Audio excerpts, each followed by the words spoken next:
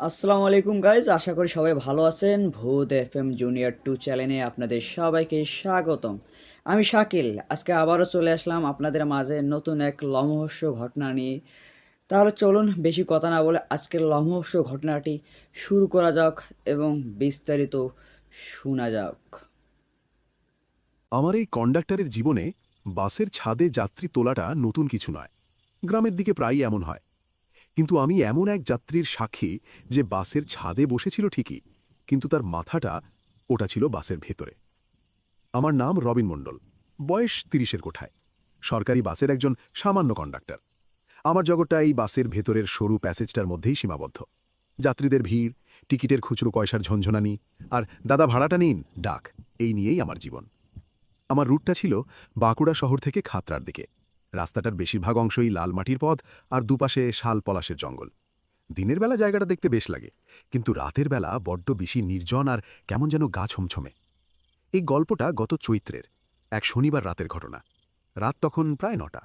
আমরা সেদিন শেষ ট্রিপটা নিয়ে খাতড়া থেকে বাঁকুড়া ফিরছিলাম। বাসটা ছিল প্রায় খালি, হাতে গোনা ১০-১২ জন যাত্রী ছড়িয়ে ছিটিয়ে বসেছিল। আমার ড্রাইভার ছিল এক প্রবীণ অভিজ্ঞ লোক, নাম তার পাঁচুডা। আমরা যখন একটা নির্জন জঙ্গলে ঢাকা রাস্তা দিয়ে যাচ্ছি, তখন হঠাৎ করেই পাঁচুদা সজোরে ব্রেক কষল। বাসটা একটা তীব্র কর্কশ শব্দ তুলে থেমে গেল। আমি চমকে উঠে বললাম, কি হলো পাঁচুদা? পাঁচুদা ভয়ে আতঙ্কে তার কাপা কাপা আঙুলটা দিয়ে সামনের দিকে দেখালো। বলল, ওই ওই দেখ। আমি সামনের দিকে তাকালাম। আমাদের বাসের হেডলাইটের আলোয় আমি দেখলাম রাস্তার ঠিক মাঝখানে একজন লোক দাঁড়িয়ে আছে। তার পরনে ছিল একটা ময়লা ছেঁড়া ধুতি পাঞ্জাবি, আর তার হাবভাব ছিল অদ্ভুত। সে একবার হাসছিল, আবার পরক্ষণেই কাঁদছিল। আমার বুকের ভেতরটা ধরাস করে উঠল। এত রাতে এই জঙ্গলের রাস্তায় এই লোকটা কি করছে? পাগল নাকি? পাঁচুদা ভয় পাওয়া গলায় বলল, রবিন, আমার ভালো ঠেকছে না, চল আমরা একে না তুলে পাশ কাটিয়ে বেরিয়ে যাই। কিন্তু আমার মায়া হলো। আমি বললাম, আহা পাঁচুদা, লোকটা হয়তো কোনো বিপদে পড়েছে, চলো গিয়ে দেখি। আমরা বাস থেকে নামলাম। আমরা লোকটার কাছে গিয়ে বললাম, কি হয়েছে দাদা, এত রাতে এখানে কি করছেন? লোকটা আমাদের দিকে তাকিয়ে একটা অদ্ভুত শূন্য হাসি হাসল।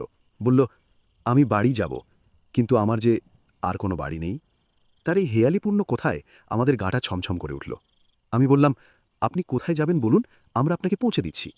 লোকটা বলল, আমি কোথাও যাব না, আমি এখানেই থাকব। তবে আমার একটা জিনিস তোমাদের সাথে যাবে। জিনিস? হ্যাঁ, সে বলল, আমার মাথাটা, ওটা বড় ক্লান্ত, ও একটু জিরোতে চায়। তার কথা শুনে আমরা দুজনেই ভয়ে আতঙ্কে একে অপরের মুখের দিকে তাকালাম। লোকটা অট্টহাসি করে উঠল। তারপর সে যা করল তা আমাদের কল্পনারও অতীত। সে তার দুটো হাত দিয়ে তার নিজের মাথাটা ঘাড় থেকে এমনভাবে আলাদা করে ফেলল যেন ওটা কোনো শার্টের বোতাম। কোনো রক্তপাত হলো না, কোনো আর্তনাদও হলো না। সে তার মাথাবিহীন ধরটা নিয়ে রাস্তার পাশের জঙ্গলের অন্ধকারে মিলিয়ে গেল। আর তার কাটা মাথাটা, সেটা রাস্তার ওপর পড়ে গড়াতে গড়াতে আমাদের বাসের চাকায় নিচে এসে থেমে গেল। আমি আর পাঁচুদা দুজনেই ভয়ে আতঙ্কে প্রায় জ্ঞান হারানোর উপক্রম হয়েছি। আমরা যখন ভাবছি আমরা এখন কি করব, ঠিক তখনই সেই কাটা মাথাটা কথা বলে উঠল। তার চোখ দুটো খোলা এবং সেই চোখে ছিল এক গভীর আকুতি। সে বলল, আমাকে আমাকে তোমাদের সাথে নিয়ে চলো, আমি শুধু একটু ঘুমোতে চাই। আমরা জানি না আমরা সেদিন রাতে কি করে সেই কাটা মাথাটাকে বাসের ভেতরে তুলেছিলাম। আমরা ওটাকে একটা পুরনো চাদরে জড়িয়ে বাসের একেবারে শেষের সিটে রেখে দিয়েছিলাম। আমরা যখন আবার বাস চালাতে শুরু করেছি, তখন আমার বারবার মনে হচ্ছিল আমার বাসের ছাদে কেউ যেন বসে আছে। আমি সাহস করে জানালার বাইরে উঁকি মেরে ওপরের দিকে তাকালাম, আর যা দেখলাম তাতে আমার ভয়ের, আতঙ্কের, বিস্ময়ের শেষ সীমাটাও আমি পেরিয়ে গেলাম। আমি দেখলাম আমার বাসের ছাদে সেই মাথাবিহীন ধরটা বসে আছে, আর তার দুটো পা দোলাচ্ছে, যেন সে এক ছোট্ট শিশু যে তার মায়ের কোলে চড়ে বেড়াতে চলেছে। আমি জানি না আমি সেদিন রাতে কিসের সম্মুখীন হয়েছিলাম। আমি শুধু জানি আমার বাসে এমন এক যাত্রী উঠেছিল যার শরীরটা ছিল ছাদে আর মাথাটা ছিল ভেতরে, আর তাদের দুজনেরই গন্তব্য ছিল এক অজানা ভয়ঙ্কর রহস্যের দিকে। সেই ভয়ঙ্কর অবিশ্বাস্য ঘটনার পর আমি আর পাঁচুদা দুজনেই যেন বোবা হয়ে গিয়েছিলাম। আমাদের বাসটা তখন একটা চলমান শ্মশানের মতো, ভেতরে একটা কাটা কথা বলা মাথা আর ছাদে একটা মাথাবিহীন জীবন্ত ধড়। আমরা জানি না আমরা কোথায় যাচ্ছি বা আমাদের সাথে কি হতে চলেছে। আমি আর পাঁচুদা দুজনে মিলে ঠিক করলাম আমরা সোজা থানায় যাব। কিন্তু আমরা পুলিশকে কি বলবো? তারা কি আমাদের কথা বিশ্বাস করবে, নাকি আমাদেরকেই পাগল বা খুনি ভাববে? আমরা যখন এই দোলাচলে ভুগছি, তখন বাসের ভেতর থেকে সেই কাটা মাথাটার কণ্ঠস্বর আবার ভেসে এলো। সে শান্ত কিন্তু বরফ শীতল গলায় বলল, থানায় গিয়ে কোনো লাভ নেই। তারা আমাকে দেখতে পাবে না, তারা শুধু তোমাদেরকেই দেখতে পাবে। তোমরা আমাকে আমার শেষ ঠিকানায় পৌঁছে দাও, তবেই তোমরা মুক্তি পাবে। পাঁচুদা কাঁপা কাঁপা গলায় বলল, কোথায় কোথায় আপনার শেষ ঠিকানা? মাথাটা বলল, আমার গ্রাম মুন্ডপাড়া। মুন্ডপাড়া, এই নামটা আমাদের চেনা। বাঁকুড়ারই এক প্রত্যন্ত প্রায় ভুলে যাওয়া গ্রাম। লোকে বলে ওই গ্রামটা নাকি অভিশপ্ত। মাথাটা বলে চলল, তোমরা শুধু বাসটা গ্রামের একটু পর্যন্ত নিয়ে যাও, বাকি পথটা আমি নিজেই চলে যেতে পারবো। আমাদের আর কোনো উপায় ছিল না। আমরা বাসটা ঘুরিয়ে সেই মুন্ডপাড়া গ্রামের দিকে রওনা দিলাম। রাস্তাটা ছিল খুব খারাপ, কাঁচা এবড়ো খেবড়ো, দুপাশে শুধু জঙ্গল আর পুরনো ভাঙাচোরা মন্দির। আমরা যখন গ্রামের কাছাকাছি এসে পৌঁছাচ্ছি, তখন আমি রিয়ার ভিউ মিরারে একটা অদ্ভুত জিনিস লক্ষ্য করলাম। আমি দেখলাম আমাদের বাসের ছাদ থেকে সেই মাথাবিহীন ধরটা ধীরে ধীরে বাসের পেছনের দিকে গড়িয়ে নামছে। তারপর সে বাসের পেছনের মইটা ধরে খুব সাবধানে নিচে নেমে এলো এবং বাসের পেছনে পেছনে দৌড়াতে শুরু করল। তার দৌড়ানোর ভঙ্গিটা ছিল অদ্ভুত, সে যেন বাতাসে ভেসে ভেসে আসছিল। আমি ভয়ে আতঙ্কে চোখ বন্ধ করে ফেললাম। অবশেষে আমরা মুন্ডপাড়া গ্রামের ইক্ষুতে এসে পৌঁছালাম। গ্রামটা ছিল একদম নিস্তব্ধ, যেন কোনো কবরখানা। একটাও আলো জ্বলছিল না। মাথাটা বলল, এসে গেছি, এবার তোমরা আমাকে নামিয়ে দাও। আমি আর পাঁচুদা দুজনে মিলে খুব সাবধানে সেই চাদরে জড়ানো মাথাটা বাস থেকে নামিয়ে গ্রামের পথের ওপর রাখলাম। আর সাথে সাথেই সেই মাথাবিহীন ধরটাও দৌড়ে এসে তার মাথার পাশে দাঁড়ালো। তারপর তারা দুজনে, অর্থাৎ মাথা আর ধর, আলাদা আলাদাভাবে গ্রামের ভেতরের অন্ধকারের দিকে হেঁটে যেতে লাগল। আমরা দুজনেই স্তব্ধ হয়ে সেই অবিশ্বাস্য দৃশ্যটা দেখছিলাম। তারা যখন প্রায় অদৃশ্য হয়ে গেছে, তখন মাথাটা শেষবারের মতো আমাদের দিকে ফিরে বলল, ধন্যবাদ, কিন্তু সাবধান, এই গ্রামে রাতের বেলা কোনো অচেনা অতিথিকে স্বাগত জানানো হয় না। এই বলে সে অন্ধকারের মধ্যে মিলিয়ে গেল। তার এই শেষ কথাটা আমাদের বুকের ভেতরটা কাঁপিয়ে দিল। আমরা আর এক মুহূর্ত সেখানে দাঁড়ালাম না। আমরা বাসটা ঘুরিয়ে ঝড়ের মতো সেখান থেকে পালিয়ে এলাম। আমরা ভেবেছিলাম হয়তো আমাদের বিপদ কেটে গেছে, কিন্তু আমরা ভুল ছিলাম। আমরা যখন কিছুটা এগিয়ে এসেছি, তখন পাঁচুদা হঠাৎ করেই ভয়ার্ত চিৎকার করে উঠল। আমি বললাম, কি হলো পাঁচুদা? সে কাঁপা কাঁপা আঙুলে সামনের দিকে দেখালো। আমি দেখলাম আমাদের বাসের হেডলাইটের আলোয় রাস্তার উপর সারি সারি অনেকগুলো ছায়ামূর্তি দাঁড়িয়ে আছে। তাদের কারুরই মাথা নেই। আমি বুঝতে পারলাম আমরা মুন্ডপাড়া গ্রাম থেকে হয়তো বেরিয়ে এসেছি, কিন্তু মুন্ডপাড়ার অভিশাপ সেটা হয়তো আমাদের পিছু ছাড়েনি। আমাদের বাসের সামনে সারি সারি মাথাবিহীন ছায়ামূর্তিগুলোকে দাঁড়িয়ে থাকতে দেখে আমার আর পাঁচুদার মনে হয়েছিল আমাদের জীবনের শেষ মুহূর্ত উপস্থিত। আমরা এক ভয়ঙ্কর প্রেতাত্মাদের ফাঁদে আটকে পড়েছি। পাঁচুদা ভয়ে আতঙ্কে বাসটা পেছনের দিকে ঘোরানোর চেষ্টা করছিল, কিন্তু ঠিক তখনই আমাদের বাসের ভেতর থেকে একটা শান্ত কিন্তু দৃঢ় মহিলার কণ্ঠস্বর ভেসে এলো, থামো, পালানোর চেষ্টা করো না, ওরা তোমাদের কোনো ক্ষতি করবে না। আমরা দুজনেই চমকে উঠে বাসের ভেতরে তাকালাম। দেখলাম বাসের একটা সিটে একজন অপূর্ব সুন্দরী যুবতী মহিলা বসে আছেন। তার পরনে ছিল লাল বেনারসি, আর তার মুখে ছিল এক গভীর বিষণ্ণ হাসি। আমরা অবাক হয়ে গেলাম, এই মহিলা কখন কিভাবে আমাদের বাসে উঠলেন? তিনি আমাদের দিকে তাকিয়ে বললেন, ভয় পেও না, আমি অপর্ণা, আমি এই মাথাবিহীন আত্মাদের রানী। রানী? হ্যাঁ, তিনি বললেন, এরা সবাই আমার প্রজা, আমারই মতো হতভাগ্য, যাদেরকে এই গ্রামেরই এক ভয়ঙ্কর তান্ত্রিক তার কালো জাদুর জন্য বলি দিয়েছিল। তান্ত্রিক? হ্যাঁ, অপর্ণা বললেন, আজ থেকে প্রায় ১০০ বছর আগের কথা। এই মুন্ডপাড়া গ্রামটা ছিল খুব সমৃদ্ধ, কিন্তু গ্রামের ওপর নজর পড়েছিল এক ভয়ঙ্কর কালো জাদুর তান্ত্রিক ভৈরবনাথের। সে চেয়েছিল এই গ্রামের মানুষদের বলি দিয়ে অমরত্ব লাভ করতে। সে এক অমাবস্যার রাতে অপর্ণার গলাটা ধরে এলো।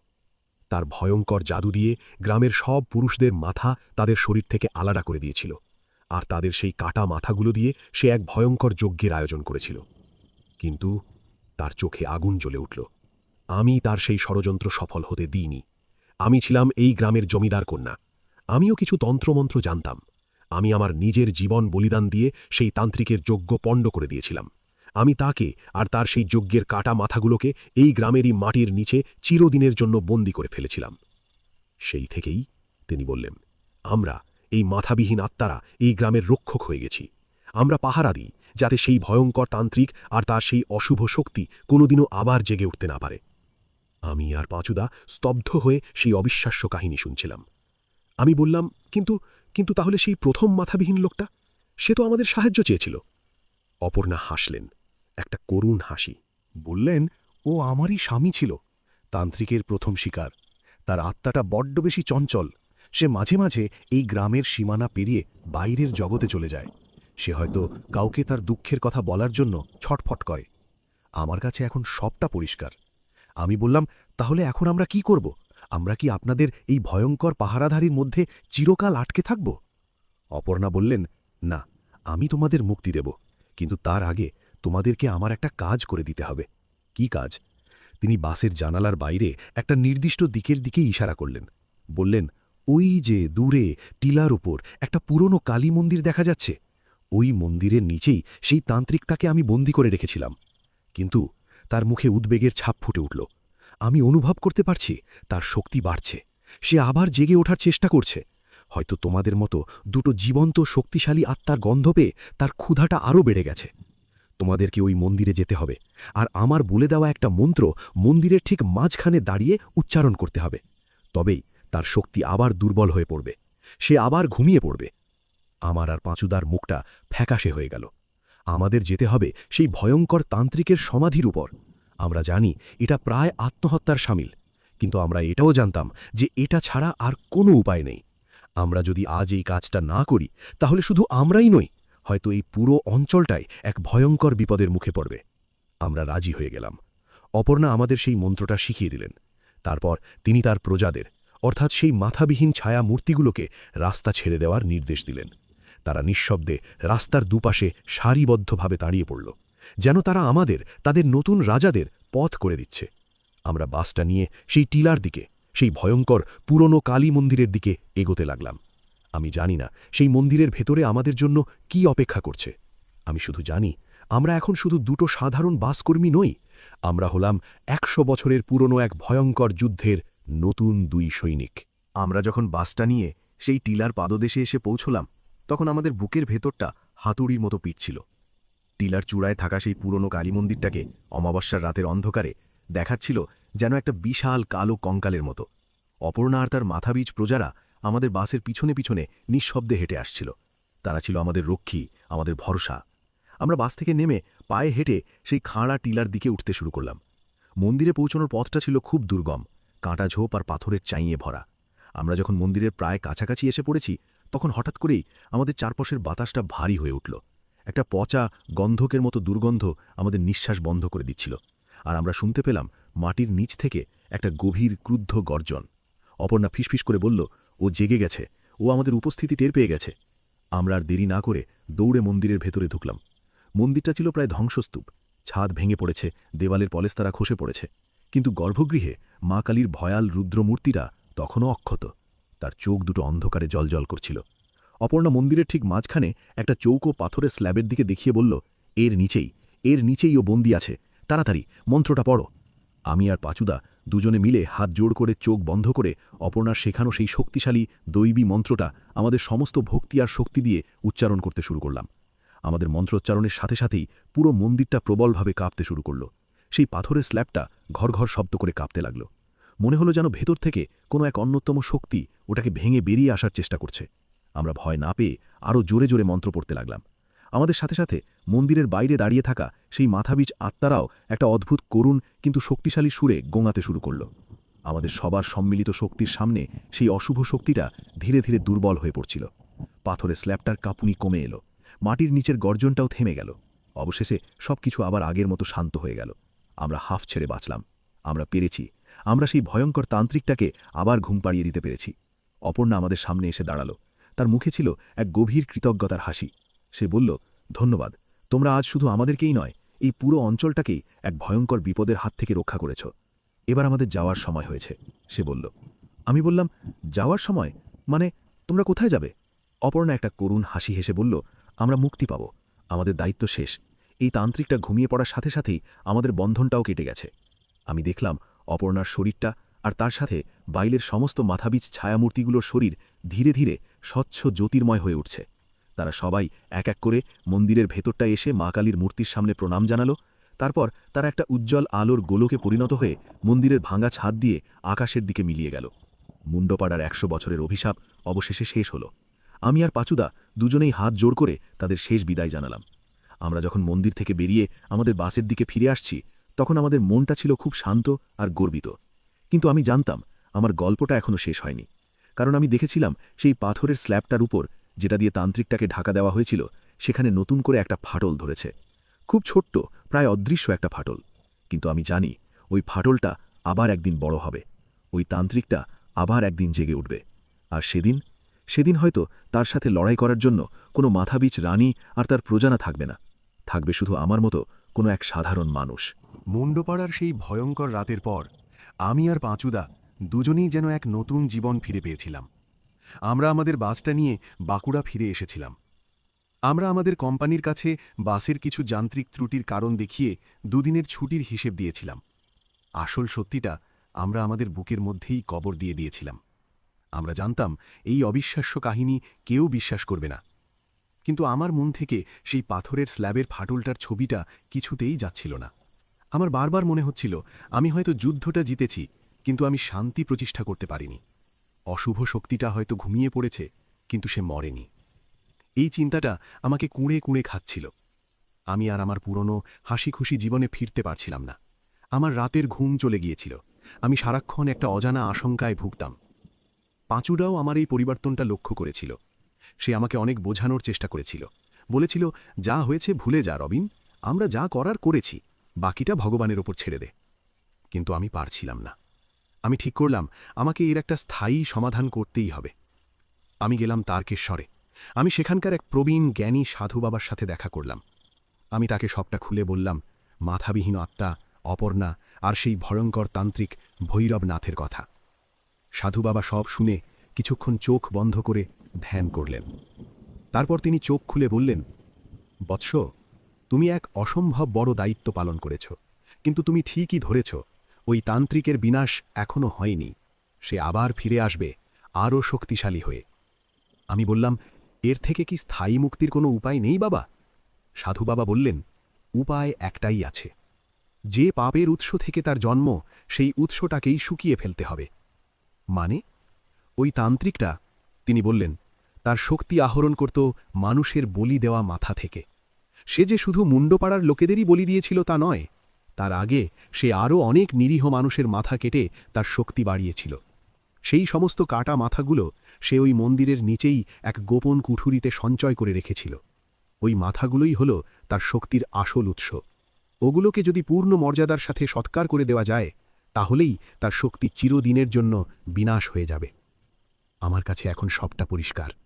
আমি বললাম, কিন্তু ওই মন্দিরের নিচে তো আমি আর যেতে পারবো না, আর গেলেও সেই স্ল্যাবটা আমি সরাবো কি করে? সাধু বাবা হাসলেন, তোমাকে আর যেতে হবে না বৎস, তোমার কাজ তুমি করে দিয়েছ। এবার বাকি কাজটা প্রকৃতি নিজেই করবে। তার এই হেয়ালিপূর্ণ কথার মানে আমি কিছুই বুঝতে পারলাম না। আমি বাঁকুড়ায় ফিরে এলাম। দিন কেটে যাচ্ছিল, বর্ষাকাল এলো। সেবার বাঁকুড়ায় ভয়ঙ্কর বন্যা হলো। দামোদরের জল ফুলে ফেটে ৪-৫টা ভাসিয়ে নিয়ে গেল। অনেক দিন পর যখন বন্যার জল নামল, তখন খবরের কাগজে একটা অদ্ভুত খবর ছাপা হলো। খবরে লেখা ছিল, বন্যার জলের তোড়ে মুন্ডপাড়া গ্রামের কাছে একটা পুরনো টিলা ধসে পড়েছে, আর সেই ধসের ফলে টিলার নিচে থেকে একটা পুরনো গুপ্ত মন্দিরের ধ্বংসাবশেষ বেরিয়ে পড়েছে। আর সেই মন্দিরের ভেতর থেকে উদ্ধার করা হয়েছে শত শত মানুষের মাথার খুলি। আমার আর বুঝতে বাকি রইল না সাধু বাবা কী বলতে চেয়েছিলেন। প্রকৃতি তার নিজের নিয়মেই সেই পাপের আধারটাকে সবার সামনে তুলে ধরেছে। সরকার থেকে সেই সমস্ত মাথার খুলিগুলোকে খুব সম্মানের সাথে সৎকার করার ব্যবস্থা করা হলো। ভৈরবনাথের শক্তির উৎস চিরদিনের জন্য বিনাশ হয়ে গেল। সেই ঘটনার পর আমার মন থেকে সমস্ত ভয়, সমস্ত আশঙ্কা মুছে গেছে। আমি এখন শান্ত। আমি আবার আমার কন্ডাক্টরের কাজে ফিরে এসেছি। আমি আজও মাঝে মাঝে রাতের শেষ বাসটা নিয়ে সেই খাতড়া বাঁকুড়া রোড দিয়েই যাই। আমি যখন সেই মুন্ডপাড়া গ্রামের ভাঙা রাস্তার সামনে দিয়ে যাই, তখন আমি আর কোনো মাথাবিহীন ছায়ামূর্তি দেখি না। আমি দেখি শুধু জোনাকির আলো। আমার মনে হয় ওই আলোগুলো আসলে সেই মুক্ত আত্মাদেরই হাসি। তারা হয়তো বহু দূর থেকে তাদের এই বন্ধুকে, তাদের এই মুক্তিদাতাকে নীরবে ধন্যবাদ জানিয়ে যায়। তা গাইস, গল্পটা শুনলেন, আশা করি গল্পটা আপনাদেরকে ভালো লেগেছে। আর যারা ভৌতিক গল্প শুনতে ভালোবাসেন, অবশ্যই আমার ভূত এফএম জুনিয়র 2 চ্যানেলটা সাবস্ক্রাইব করে পাশে থাকবেন। আর এরকম নিয়মিত ভিডিও পাওয়ার জন্য অবশ্যই আমাকে কমেন্ট করবেন। আজকে এই গল্পটি কেমন লেগেছে সেটাও অবশ্যই কমেন্ট করে জানাবেন। এবং এরকম নিয়মিত ভিডিও পাওয়ার জন্য আমার সঙ্গে থাকবেন। সবাই ভালো থাকবেন, সুস্থ থাকবেন। আল্লাহ হাফেজ। নেক্সট টাইম আপনাদের জন্য আরও ভয়ঙ্কর ভৌতিক গল্প নিয়ে উপস্থিত হব। ততক্ষণ অবধি আমার পাশে থাকুন, সুস্থ থাকুন। আল্লাহ হাফেজ।